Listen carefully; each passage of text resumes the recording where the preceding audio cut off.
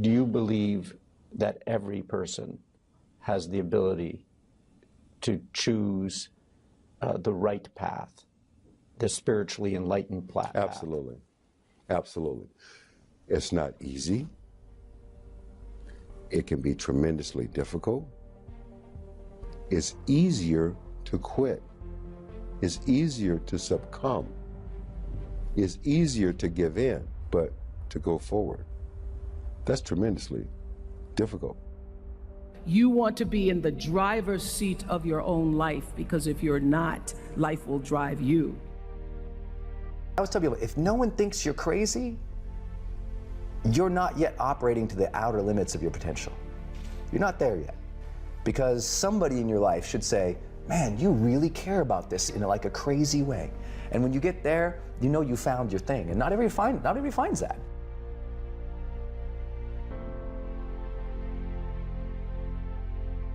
Be excellent. Let excellence be your brand. You got to be willing to fail and to succeed. You got to be willing to form and to develop new relationships. It's you, it's on you. You got to make that happen. Nobody's going to bring it to you on a silver platter and say, here's your dream, manifest it.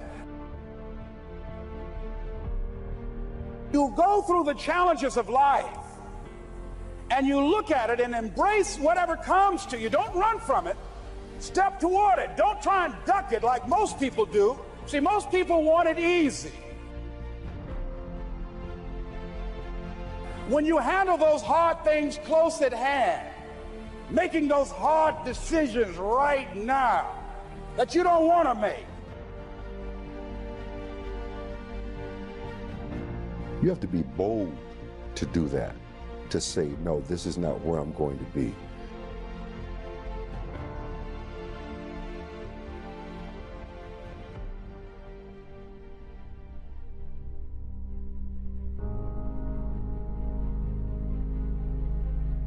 The biggest choices begin and end with you, your internal big questions. Who do I want to be in the world? My relationship to source energy, to all that is God.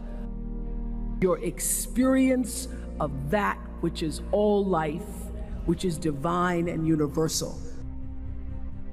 Being connected and aligned with that. When you are tuned in and charged into that, whenever you feel empty, you go inside yourself and you connect to the source, and you know that all things are possible.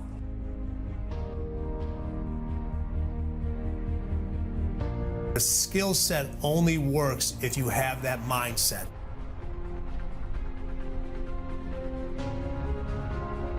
It can be taught, it can be learned, but you have to take the necessary steps. If you're good at something, you can be great at it. If you're great at something, you can be unstoppable at it. There's always a next level.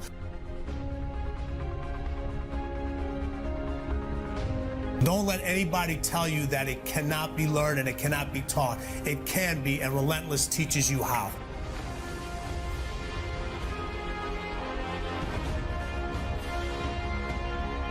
When you think about why you're not getting where you want to go, why you aren't doing the things you want to do, why you aren't making the money that you make, I promise you a big part of that is because you're not doing the personal development homework.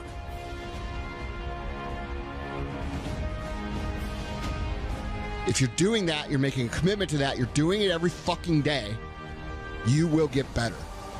And when you get better, you get paid more. When you get paid more, you're encouraged to do more of what got you paid more. So start the cycle, push the fucking ball down the hill and let it get rolling. Read your 10 fucking pages, guys. Do what you got to do, because here's the deal. If you don't do it, somebody else is going to fucking do it, and they're going to be the person that you're working for.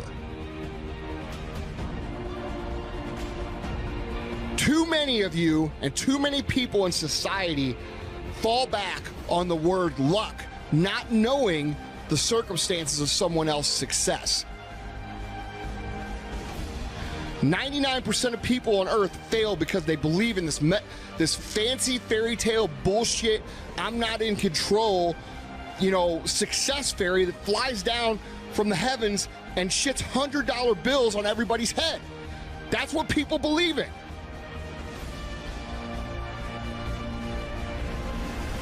Everybody's got a dream. Everybody's got a goal. What's the plan? And your plan has got to have something I call the C5 complex. Your plan has got to be clear, concise, compelling, consistent, and committed. You've got to have a plan.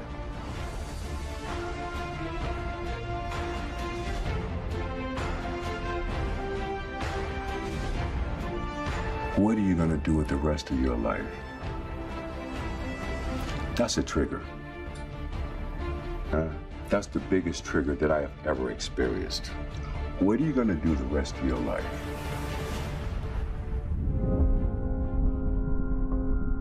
You have the same amount of time as everyone else. The question is, how will you use it? What if the goal was to grow you? Starting today, invest in yourself. Can you be the person who feels successful inside and out?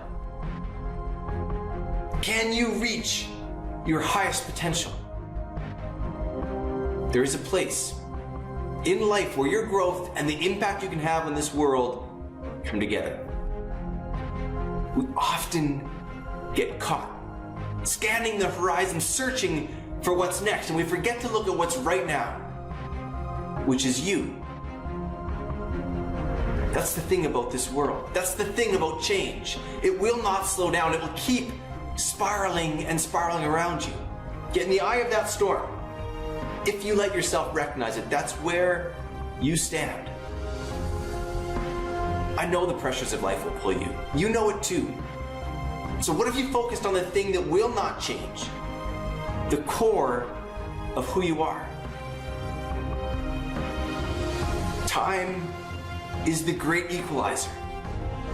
The most incredible people the world has ever seen had to work with the same amount of hours in their day as you. Mother Teresa, Leonardo da Vinci, Einstein, Oprah. They shaped their life 1 minute at a time. So what if the minutes in your life were poured into the pursuits that allowed you to be at your best?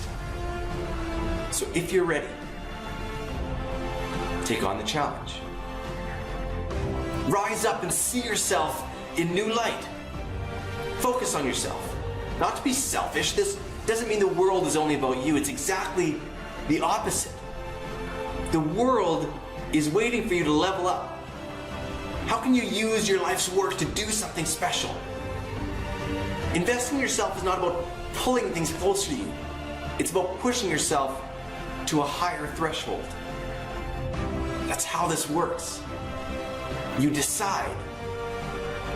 You make the same decision 1,000,000 times. Over and over again, you choose to grow. You choose to learn. You choose to push through the barriers you were creating for yourself. That is what's out there on the horizon. Moment by moment, choice by choice. Being the you know you can be. It's not just an idea. It is a profound reality when you let it sink in. That your work is the opportunity of a lifetime. It's time to make it so. There is this thing that only humans do. This thing that shapes us into who we are. It's called work. Our way to make life better for ourselves and for others.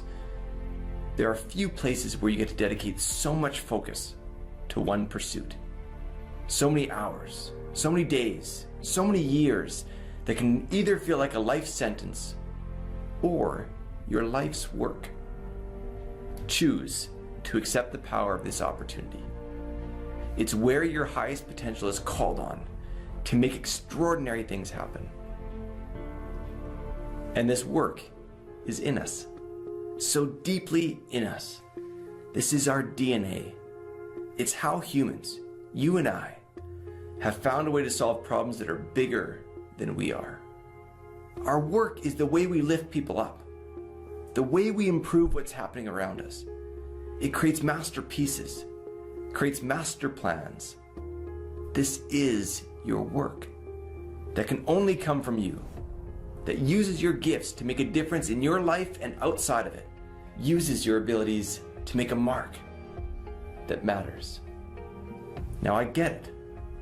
I understand that it may not feel this way today. I get the sadness and the strain. I know the day in and day out battle that can dominate our days.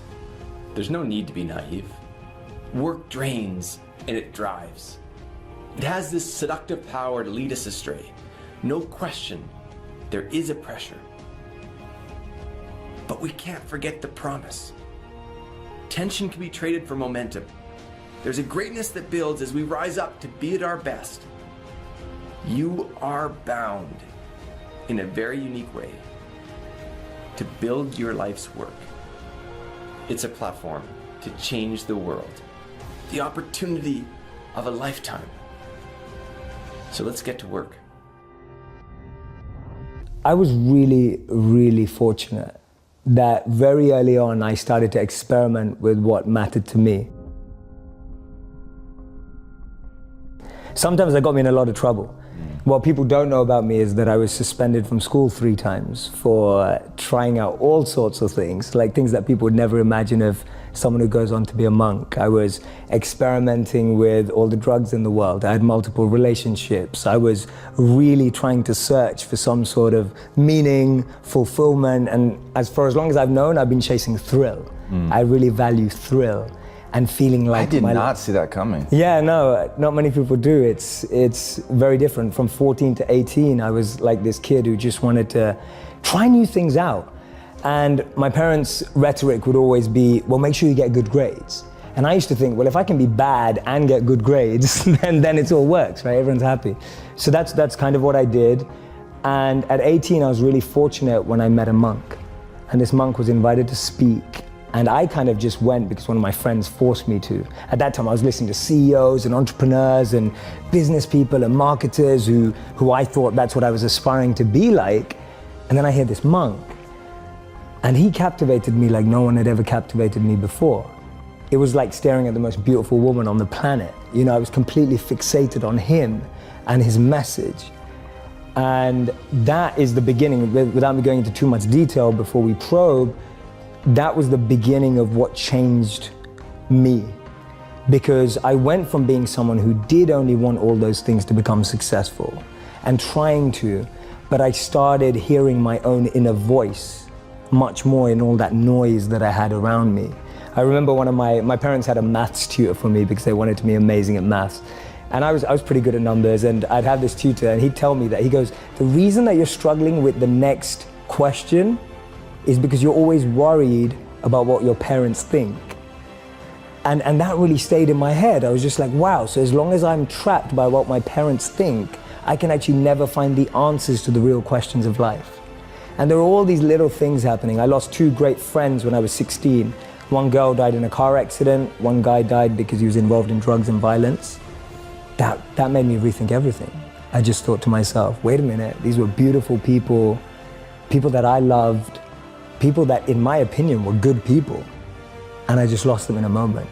And it was kind of like this collation of little things that just made me think, wait a minute, having money, having fame, that just doesn't seem to add up. And then meeting the monk kind of made that shift possible.